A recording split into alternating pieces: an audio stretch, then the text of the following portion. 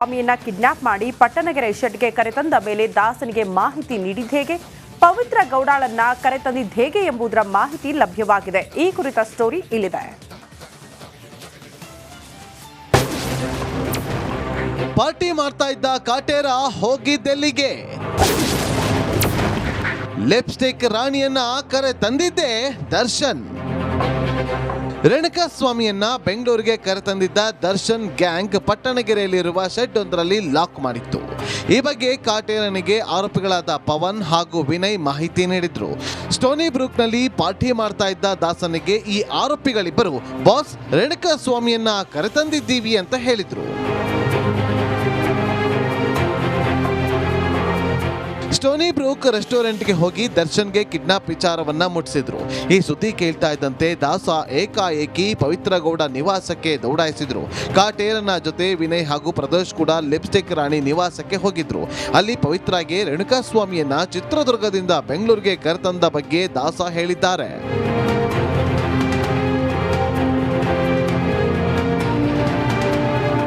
ರಾಜರಾಜೇಶ್ವರಿ ನಗರದ ನಿವಾಸದಲ್ಲಿ ಪವಿತ್ರ ಗೌಡಾಳನ್ನ ಪಟ್ಟಣಗೆರೆಯಲ್ಲಿರುವಂತಹ ಶೆಡ್ಗೆ ದರ್ಶನ್ ಕರೆತಂದಿದ್ದನೆಂಬ ಮಾಹಿತಿ ಲಭ್ಯವಾಗಿದೆ.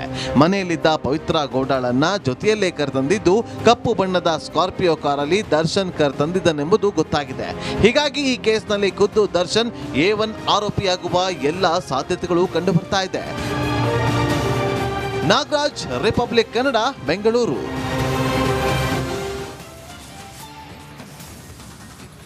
ರಾಜ್ಯ ರಾಜಕಾರಣದಲ್ಲಿ ಮೂಡಾ ಅಕ್ರಮದ ಸದ್ದು ಜೋರಾಗ್ತಾ ಇದ್ದು, ಸಿಎಂ ಕುರ್ಚಿ ಬಗ್ಗೆ ಅದಕ್ಕಿಂತ ಹೆಚ್ಚಾಗಿ ಚರ್ಚೆಯಾಗ್ತಾ ಇದೆ. ಸಿಎಂ ಪಟ್ಟ ಏರ್ಬೇಕೆಂಬ ಹಂಬಲದಲ್ಲಿದ್ದ ಡಿಸಿಎಂ ಡಿಕೆ ಶಿವಕುಮಾರ್ ಬಗ್ಗೆ ಭವಿಷ್ಯವಾಣಿಯೊಂದು ಕುತೂಹಲ ಮೂಡಿಸಿದೆ. ಈ ಕುರಿತ ಸ್ಪೆಷಲ್ ರಿಪೋರ್ಟ್ ಇಲ್ಲಿದೆ.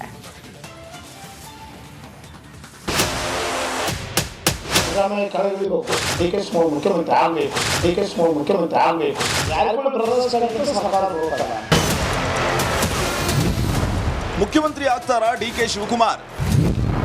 ಅರ್ಚಕರೊಬ್ಬರಿಂದ ಅಚ್ಚರಿಯ ಭವಿಷ್ಯವಾಣಿ. ಜಾರಕಿಹೊಳಿ ಬ್ರದರ್ಸ್ ಸರ್ಕಾರಕ್ಕೆ ಕಂಟಕಾನ. ಡಿಕೆ ಶಿವಕುಮಾರ್ ಸಿಎಂ ಆಗೇ ಆಗ್ತಾರಂತೆ. ಹೀಗಂತ ನಾವು ಹೇಳ್ತಾ ಇಲ್ಲ. ರಾಜ್ಯ ರಾಜಕಾರಣದ ಹಲವು ಬೆಳವಣಿಗೆಗಳ ಮಧ್ಯೆ ಅಚ್ಚರಿಯ ಭವಿಷ್ಯವಾಣಿಯೊಂದು ಹಲ್ಚಲ್ಲೇ ಬಿಸಿದೆ.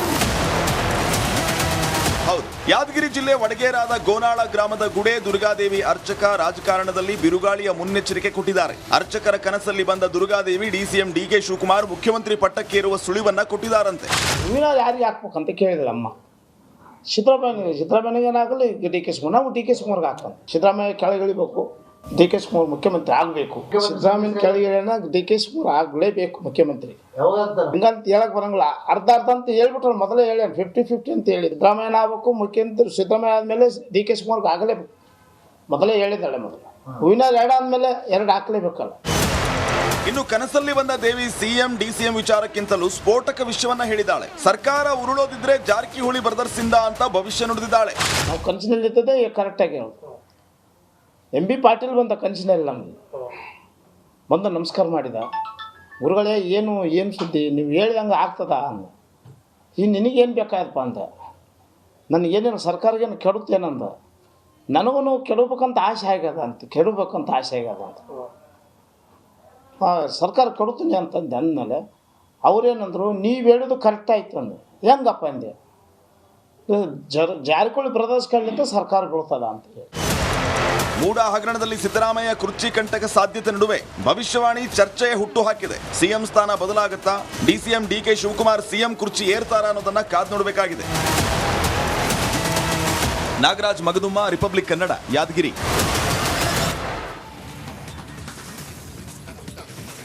ರಾಜ್ಯದಲ್ಲಿ ಧಗಧಗಿಸಿದ ಮೂಡಾ ಹಗರಣ ದೆಹಲಿ ಅಂಗಳ ತಲುಪಿದೆ. ಹೈಕಮಾಂಡ್ ಜೊತೆ ಮ್ಯಾರಥಾನ್ ಮೀಟಿಂಗ್ ನಡೆಸಿ ರಾಜ್ಯ ರಾಜಕೀಯದ ಕಂಪ್ಲೀಟ್ ಚಿತ್ರಣವನ್ನ ತಿಳಿಸಿದ್ದಾರೆ. ಬಳಿಕ ಸಿಎಂ ಪರವಾಗಿ ನಾವಿದ್ದೀವಿ ಅನ್ನೋ ಸಂದೇಶವನ್ನ ಕಾಂಗ್ರೆಸ್ ವರಿಷ್ಠರು ಕೊಟ್ಟಿದ್ದಾರೆ. ಈ ಕುರಿತ ಒಂದು ವರದಿ ಇಲ್ಲಿದೆ.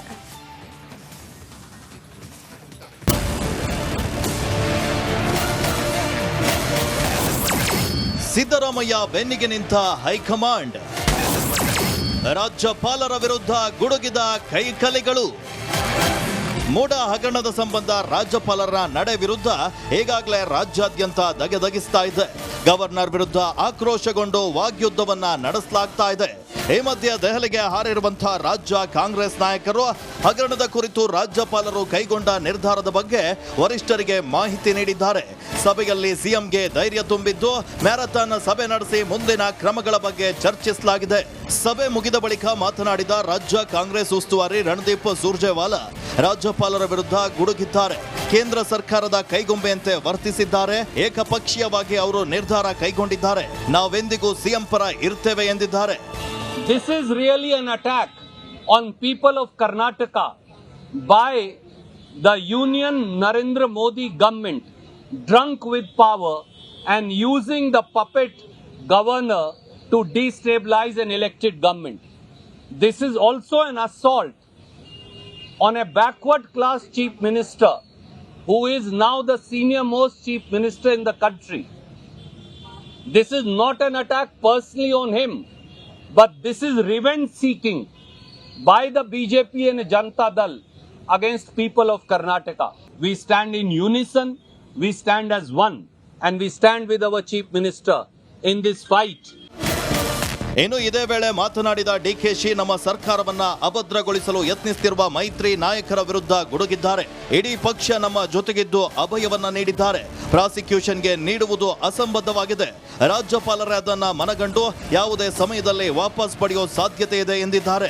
ಮಲ್ಲಿಕಾರ್ಜುನ್ ಖರ್ಗೆ ಅವರ ಮುಖಂಡತ್ವದಲ್ಲಿ, ರಾಹುಲ್ ಗಾಂಧಿ ಅವರ ನಾಯಕತ್ವದಲ್ಲಿ ಒಗ್ಗಟ್ಟಿನಿಂದ ನಮ್ಮ ಜೊತೆ ಇದೆ ವ್ಯಕ್ತಪಡಿಸಿದೆ. ಮುಂದಕ್ಕೆ ಧೈರ್ಯವಾಗಿ ನೀವು ಹೋರಾಟವನ್ನು ಮಾಡಿ ಬಡವರಿಗೋಸ್ಕರ ನೀವು ಸೇವೆಯನ್ನು ಮಾಡಿ ಅಂತೇಳಿ ನಮಗೆ ಅಭಯವನ್ನು ಕೊಟ್ಟು ನಮಗೆ ಕಳಿಸ್ಕೊಟ್ಟಿದ್ದಾರೆ. ಅನೇಕ ಕಾರ್ಯಕ್ರಮಗಳು ಕೂಡ ಅವರು ರೂಪಿಸ್ಕೊಟ್ಟಿದ್ದಾರೆ. ಅದರಂತೆ ನಾವು ಮುಂದಕ್ಕೆ ಕರ್ನಾಟಕಕ್ಕೆ ಹೋಗಿ ನಮ್ಮ ಕಾರ್ಯಕ್ರಮಗಳನ್ನು ನಾವು ರೂಪಿಸ್ತೇವೆ. ಇಡೀ ಪಕ್ಷ ಮತ್ತು ರಾಷ್ಟ್ರ ಪಕ್ಷ ಮತ್ತು ರಾಜ್ಯ ಪಕ್ಷ ಒಗ್ಗಟ್ಟಿನಿಂದ ರಾಜ್ಯದ ಮುಖ್ಯಮಂತ್ರಿಗಳ ಜೊತೆಲಿ ಇದ್ದಾರೆ ಅನ್ನೋ ಮಾತನ್ನ ಈ ಸಂದರ್ಭದಲ್ಲಿ ಹೇಳಲಿಕ್ಕೆ ನಾನು ಬಯಸ್ತೇನೆ. ಕಾನೂನಲ್ಲಿ ನಮಗೆ ರಕ್ಷಣೆ ಇದೆ, ಕಾನೂನು ಗೌರವ ಇದೆ. ಪ್ರಾಸಿಕ್ಯೂಷನ್ ಕೊಡುವಂಥದ್ದು ಕಾನೂನಲ್ಲಿ ಅಸಂಬದ್ಧ ಇಲ್ಲ, ಸಂವಿಧಾನ ವಿರುದ್ಧವಾಗಿದೆ. ಯಾವ ಕಾರಣಕ್ಕೂ ಗವರ್ನರ್ ಅವರೇ ಅದನ್ನ ಮನಗಂಡು ವಾಪಸ್ ತಗೊಳ್ಳುವಂತ ಪರಿಸ್ಥಿತಿ ನಿರ್ಮಾಣ ಆಗ್ತದೆ. ದೆಹಲಿ ನಾಯಕರಿಗೆ ರಾಜ್ಯದಲ್ಲಿ ನಡೆಯುತ್ತಿರುವ ಬೆಳವಣಿಗೆಗಳ ಬಗ್ಗೆ ಮನದಟ್ಟು ಮಾಡಿಕೊಡಲಾಗಿದೆ. ಆದರೆ ದೆಹಲಿಗೆ ಹಾರಿ ಹೈಕಮಾಂಡ್ ಜೊತೆ ಮ್ಯಾರಥಾನ್ ಸಭೆ ನಡೆಸಿದ್ರ ಹಿಂದಿನ ಅಸಲಿ ಕಹಾನಿ ಏನೆಂಬುದು ಸದ್ಯದಲ್ಲೇ ಗೊತ್ತಾಗಲಿದೆ. Bureau report, Republic Kannada.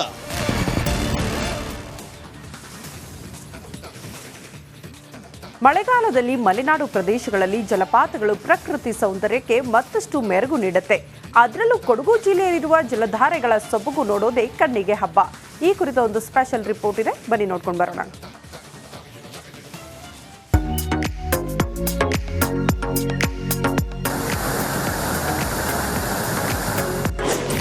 ಕಣ್ಮನ ಸೆಳೆಯುತ್ತಿವೆ ಸಾಲು ಸಾಲು ಜಲಪಾತಗಳು.